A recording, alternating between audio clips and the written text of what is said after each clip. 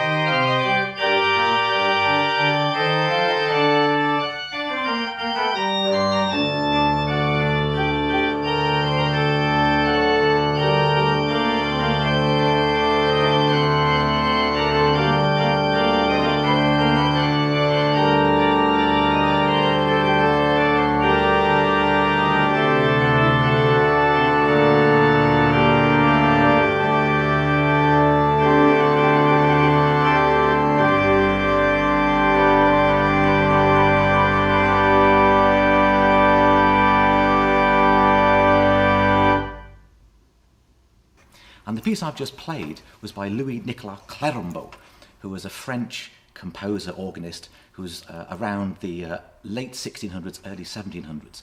And the sound that this organ produces, I think, goes absolutely hand in hand with the style and the sounds wanted and needed for this type of music. On a pipe organ, the sounds are created using the stops, and each one controls a set of pipes, and they each have a different sort of a sound. This organ differs from St. Peter's in the timbre of the pipes. It has flutes, it has strings, it has diapasons, which are normal organ sounds. But this is the more classical style of sound. It's a cleaner sound than the more romantic style of St. Peter's. One of the big physical differences for an organist is that we have to use our feet as well as our hands. We have a pedal board which has 30 or 32 notes, and the notes are in the same order as the keys. But it takes quite a lot of practice to know where to put your feet. We kind of feel our way a little bit, and there's a bit of muscle memory. And as well as providing the real bass notes for the organ, we can play complete melodies on it as well.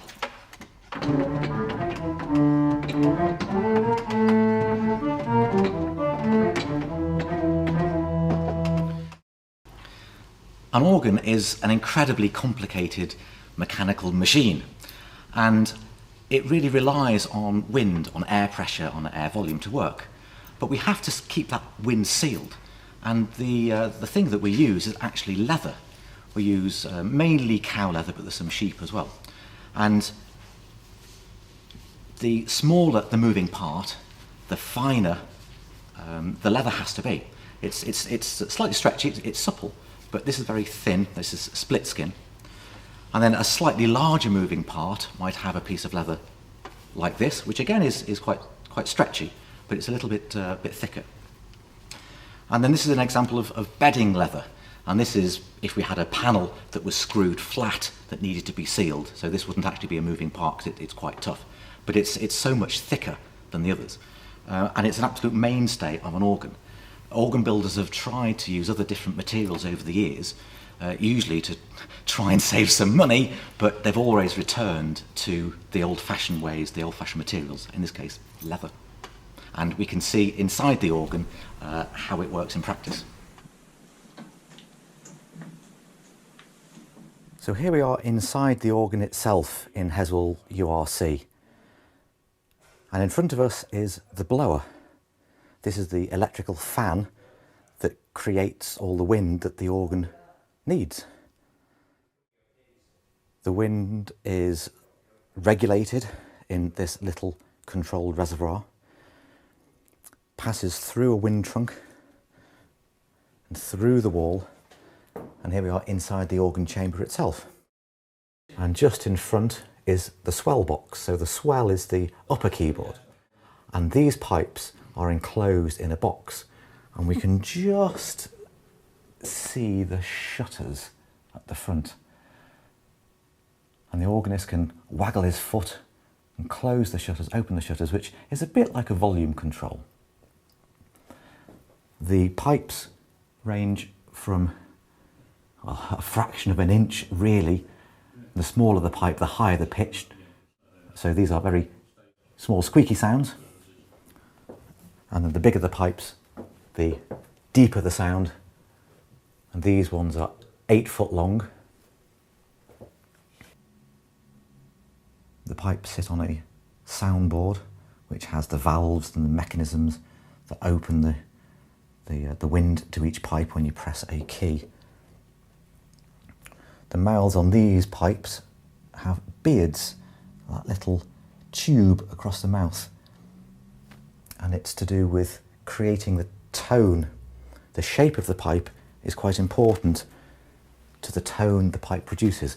A wide, dare I say, fat, tubby pipe will produce a wide, fat, tubby sound. And a very narrow, a thin-scale pipe will produce a thinner sound.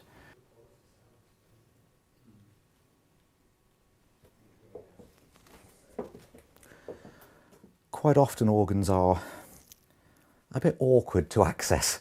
This one isn't too bad, to be fair, but there is a vertical ladder before coming. Once you're in the chamber, there's quite a bit of space to move around.